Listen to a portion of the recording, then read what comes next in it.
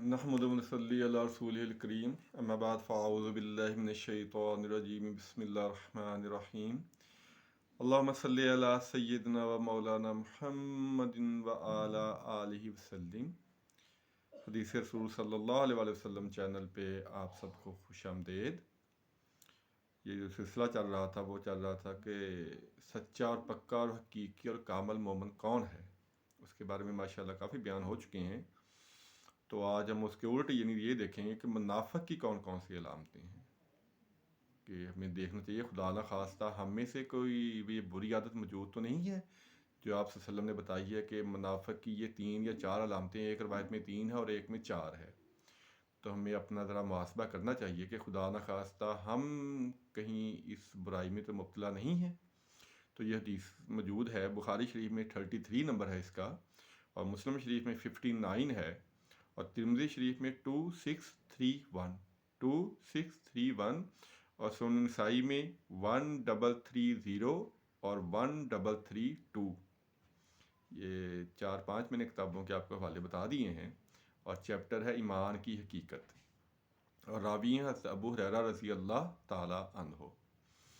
और बात करते हैं कि नबी पाक सल्लल्लाहु अलैहि वसल्लम ने इरशाद फरमाया मुनाफिक की 3 अलामतें हैं।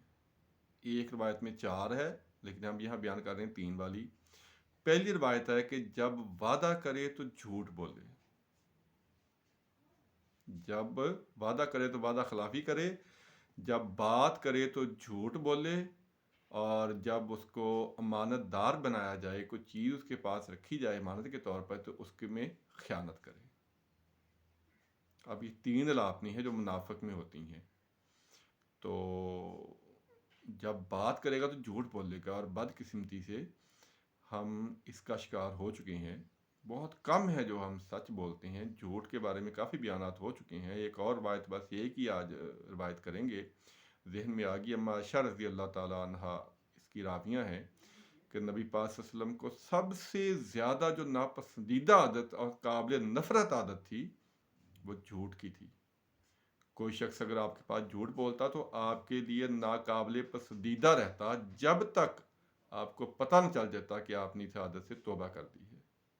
यानी झूठ की जो आदत है ये बहुत बुरी आदत है। और दूसरा ये है कि वादा खिलाफ़ी, वादा खिलाफ़ी के बारे में माशाल्लाह काफ़ी बयानात हो चुके हैं कि मसनद अहमद की एक रवायत है कि आप सल्लल्लाहु अलैहि वसल्लम ने फरमाया जो वादा पूरा नहीं करता उसका कोई दीन नहीं। ये मुनाफिक की अलामतें हैं। तो हम भी ये हम अपना हक समझते हैं या अपनी एक रूटीन बना ली है कि अगर किसी को टाइम दिया हो किसी जगह पहुंचने का या किसी और चीज़ का, तो हम वक्त पे पहुंचना अपनी तौहीन समझते हैं। और अक्सर ये मुशाहदा देखने में आया है कि एक शख्स की वजह से कई लोग इंतज़ार कर रहे होते हैं कि फ़लाँ शख्स अभी नहीं आया, किसी फंक्शन पे जाना हो या किसी कोई इज्तिमा वगैरह हो, तो वहाँ एक शख्स की वजह से उसने वादा किया होता 6 बजे का आने का और आता वो 8 बजे है, और वहाँ जो लोग उसका इंतज़ार कर रहे हैं वो बेचारे वहाँ बैठे हुए हैं।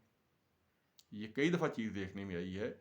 बदकिस्मती से ये दीनी जो मामलात उसमें भी ये चीज़ है, कोई मिलाद हो या कोई जलसा हो, तो जो खुसूसी खिताब करने वाले होते हैं, अल्लाह ताला माफ़ करे, मैं गीबत नहीं कर रहा, चुगली नहीं कर रहा, अक्सर ऐसा नहीं, लेकिन अक्सर जो है वो टाइम पे नहीं आते। और फिर अगर आधे घंटे का टाइम है तो 3-3 घंटे बयान होता रहता है। तो ये जो चीज़ें हैं ये ठीक नहीं है, ये ठीक नहीं है। और दूसरी चीज़ जो ख़यानत, इमानत में ख़यानत करना है, ये बहुत बड़ा गुनाह है कि आप पे किसी ने इत्माद करके कोई चीज़ इमानतन आपके पास रखवाई थी और आप उसमें ख़यानत कर लें। हम तीनों जो ये जो आप सल्लल्लाहु अलैहि वसल्लम ने 1400 साल पहले बता दी थी तीनों अलामतें, वो हमारे माशरे में आजकल आम हैं। हम सच बोलना तो जैसे भूल ही चुके हैं। छोटी छोटी बातों पे हम झूठ बोलते हैं, फिर और एक झूठ को छुपाने के लिए हम और कई सैकड़ों झूठ बोलते हैं। और जो चौथी आपने निशानी बताई थी एक रवायत में, वो है कि जब झगड़ा करे तो बद कलामी करे। ये भी हमारी ये आदत बन चुकी है कि छोटी छोटी बातों पे हम हाइपर हो जाती हैं और बहुत लाउडली हम दूसरों को गालियां तक देते हैं। और यह हदीस आपने सुनी होगी कि मुसलमान को गाली देना फसक है और उसको कत्ल करना कुफर है, कि नबी पाक सल्लल्लाहु अलैहि वसल्लम ने इरशाद फरमाया है। तो ये मुनाफिक की कुछ अलामतें हो रही थी। اور ایک اور روایت ذہن میں آگی، پہلے بھی بیان ہو چکی ہے، عبداللہ بن عمر رضی اللہ تعالیٰ عنہ اس کے راوی ہیں، مسلم شریف میں 2784 نمبر پہ یہ حدیث موجود ہے، اور ترمذی شریف میں 1341 سنن نسائی میں 1346، کہ آپ صلی اللہ علیہ وسلم فرمایا تھا کہ منافق کی علامت اس بکری کی طرح ہوتی ہے جو مختلف ریوڑوں میں چلتی ہے، کبھی اس ریوڑ میں کبھی اس ریوڑ میں۔ دیکھیں کتنی پیاری مثال دی ہے کہ جو منافق آدمی ہوتا ہے وہ ایک جگہ نہیں رہتا، کبھی کسی کی طرف کبھی کسی کی طرف، کیونکہ اندر سے وہ ایمان اس کے اندر نہیں نہ ہوتا، ایمان سے وہ خالی ہوتا ہے۔ جو اسلام کے شروع دور میں بہت سارے منافق تھے جو اوپر سے تو کہتے تھے ہم مسلمان ہیں، لیکن دل سے کبھی انہوں نے تسلیم نہیں کیا۔ تو یہ 4-5 علامتیں ہیں، یہ ہمیں دیکھنا چاہیے کہ خدا نہ خواستہ اگر ہم کسی برائی میں مبتلا ہیں، اگر ہم جھوٹ بولتے ہیں، اگر ہم وعدہ خلافی کرتے ہیں، تو ہمیں ان چیزوں سے باز آ جانا چاہیے۔ یہ منافق کی علامتیں، یہ مسلمان کی علامتیں نہیں ہیں۔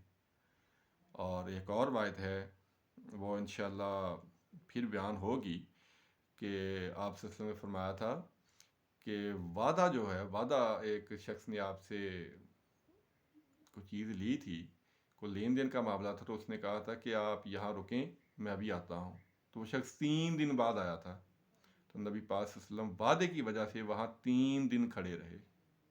اب دیکھیں کہ ہم اگر کسی کو وعدہ کریں تو ہم کسی کا 2 منٹ انتظار نہیں کرتے، اور آپ صلی اللہ علیہ وسلم 3 دن کھڑے رہے، اور جب واپس آیا تو آپ نے صرف یہی کہا کہ تم نے مجھے اتنی مشقت میں ڈال دیا، میں تمہاری وجہ سے مشقت میں یہاں 3 دن سے کھڑا ہوا ہوں۔ تو یہ جو چیز ہے یہ مناسب نہیں ہے، یہ منافق کی علامتیں ہیں، اور منافق جو ہوتا ہے وہ کافر سے بھی زیادہ خطرناک ہوتا ہے۔ جو منافق ہوتا ہے وہ کافر سے بھی زیادہ خطرناک ہوتا ہے۔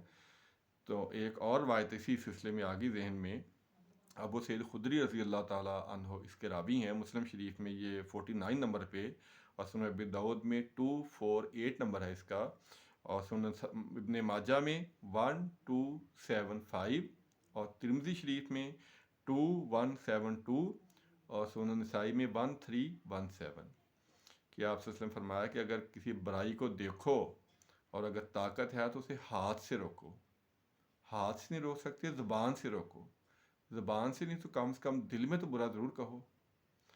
تو ہم یہ جو بیانات کر رہے ہیں زبان کے ذریعے کر رہے ہیں، کہ معاشرے میں جو برائیاں ان میں ہم سب مبتلا ہو چکے ہیں، اللہ کرے کوئی یہ بیان سن لے اور اس برائی سے باز آ جائے تو ہمیں بھی اس کا ثواب مل جائے گا۔